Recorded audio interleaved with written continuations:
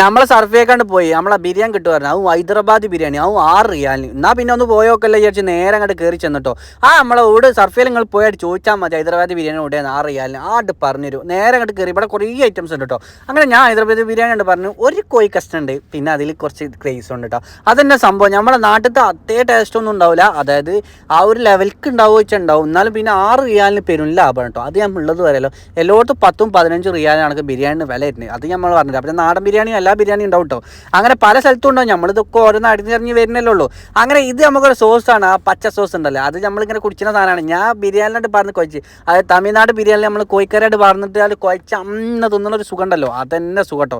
സംഭവം വെറൈറ്റിയാണ്, സംഭവം നല്ല ടേസ്റ്റൊക്കെ ഉണ്ട്. പക്ഷേ എന്താ വെച്ചാൽ 6 റിയാലിന് പെരും ലാഭമാണ്, അതേ ഞാൻ പറയുള്ളൂ. കാരണം 6 റിയാൽ നിങ്ങൾക്ക് കൊടുത്ത് ബിരിയാണി കിട്ടില്ല. പിന്നെ വെള്ളം വാങ്ങണമെങ്കിൽ 1 റിയാൽ വേറെ കൊടുക്കണം കേട്ടോ, അതും ഞാൻ പറഞ്ഞില്ല. അങ്ങനെ ഇവിടെ മെയിനായിട്ട് പാഴ്സൽ, എല്ലാവരും പാഴ്സൽ അങ്ങനെ വേണ്ടി. ഇതിനപ്പുറത്തും ഇപ്പുറത്തൊക്കെ കടകളുണ്ട് കേട്ടോ, ഇഷ്ടം കണക്ക്.